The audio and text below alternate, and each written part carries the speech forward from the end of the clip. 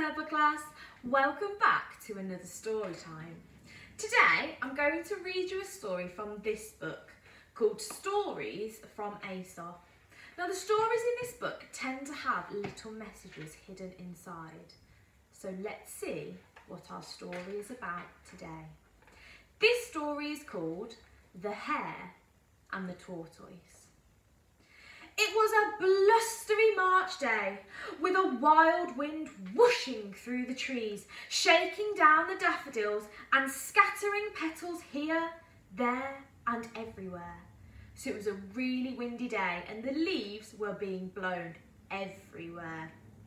The hare stood for a moment on the hill and then, just for the fun of it, he was off, racing across the field, thumping and leaping as fast and as wild as the wind itself.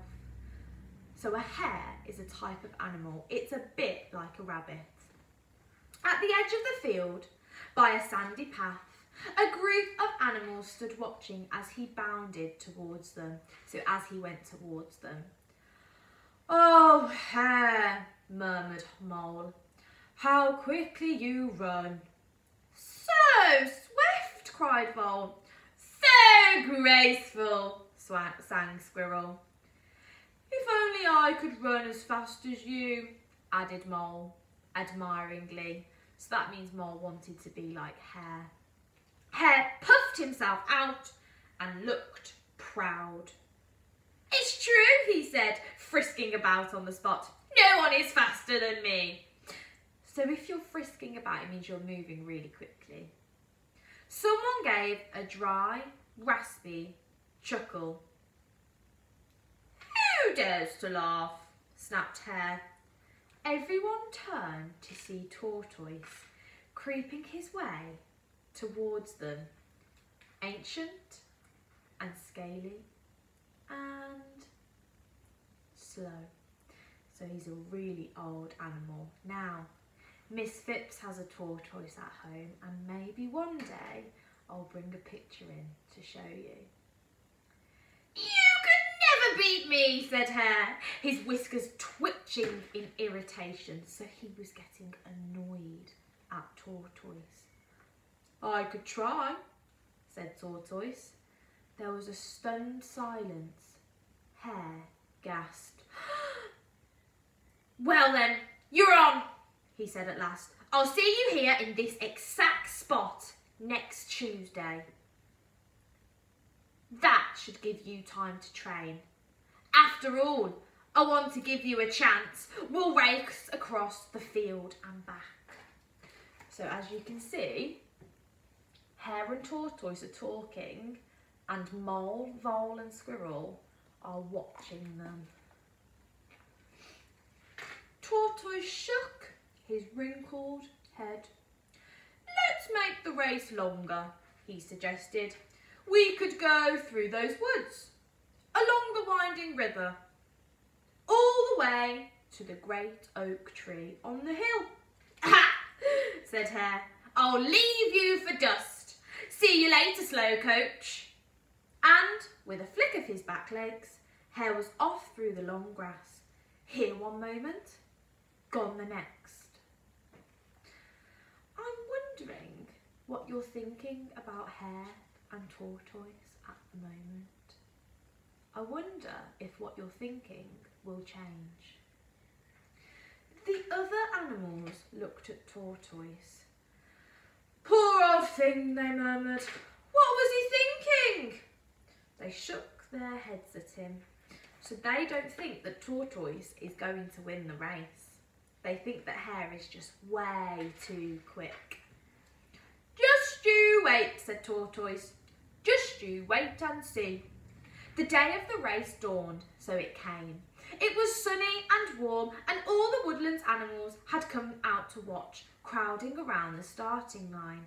The birds chirruped excitedly from their branches, while young rabbits and squirrels squeaked and squealed as they squeezed their way to the front to get a better view. Tortoise waited patiently for the race to begin, but Hare couldn't help performing for the crowd. It said Tortoise waited patiently. I know that Mrs. Moss has spoken to us about patience in assembly. I wonder if you can remember what it means. He jumped and twirled in the air, springing up and down, showing off with glee. An owl stood before them, one wing raised in the air.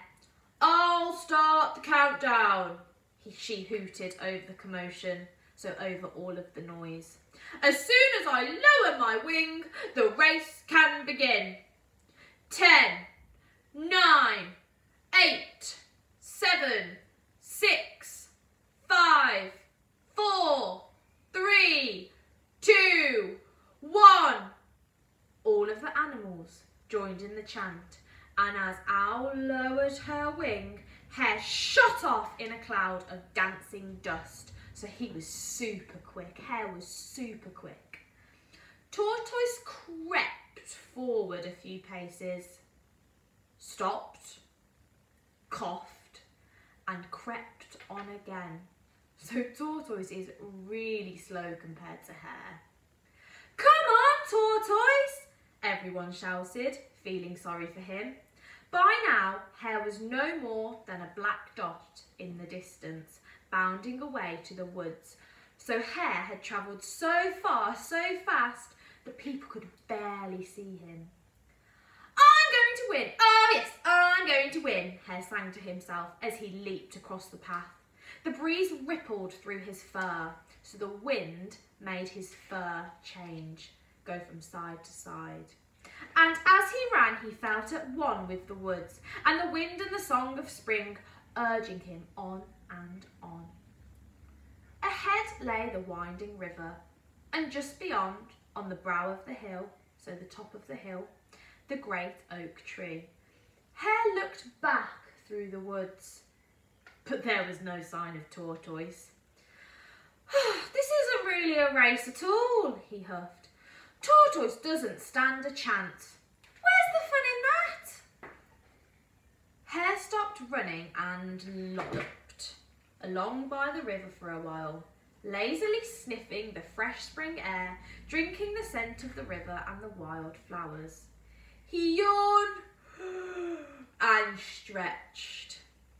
"Perhaps," thought Hare, "I should have a little nap. After all, Tortoise will be hours and hours. Then at least I can race him to the finish line." So Hare found a soft, warm spot beside the path, closed his eyes and drifted off into a pleasant doze. And as he dozed, he dreamed of all the races he had ever won and all the ones he was going to win. I wonder what's going to happen now that Hare has gone to sleep. Meanwhile, Tortoise plodded on. It was slow work carrying his heavy shell on his back, but he kept moving his stumpy legs, so his short legs, one in front of the other. By the time he left the woods, it was afternoon, the sun slipping down behind the trees. So Tortoise is still walking the race, but it's getting later on in the day. As he made his way along the winding river, the light began to fade. A glorious sunset came across the sky. "Come on, Tortoise!" shouted the animals at the finishing line. "You can do it! You can win!" Tortoise allowed himself the glimmer of a smile, so he let himself smile, bent his head and heaved himself up the hill. "We don't understand," said the moles and the voles. "Where's Hare? Whatever could have happened to him?" "Who knows?" squeaked the mice. "We want Tortoise to win," added the rabbits. "Look how hard he's trying." And they squealed in excitement, urging Tortoise on, so they were kind of chanting Tortoise to win. The noise drifted down the hill to Hare's ears. They twitched. He opened his eyes, leapt up and looked around. "Oh no!" he cried. "It's nearly night. I've been asleep all this time. The race! The race!" He set off for the finishing line and saw to his horror that Tortoise was already there. "No!" cried the hare. He can't win! This can't be happening! Hare ran faster than he'd ever run in his life. Bouncing up the hill, ears pinned back, he raced after Tortoise, determined to beat him, determined to win. So if you're determined, that means you really want to do it. Slowly, slowly, Tortoise inched towards the finish line, so he got closer and closer. The air was filled with yells of, "Nearly there, Tortoise," and "You can do it, Hare!" "I can't believe it," tweeted the birds. "Old Tortoise might actually win." His breath coming in great pants, Hare made leap after leap after leap. He stretched out his front paws, flattened his back and flew through the air. But he was too late. So look, if you look at that picture, can you see Tortoise is at the finishing line and the animals are cheering him?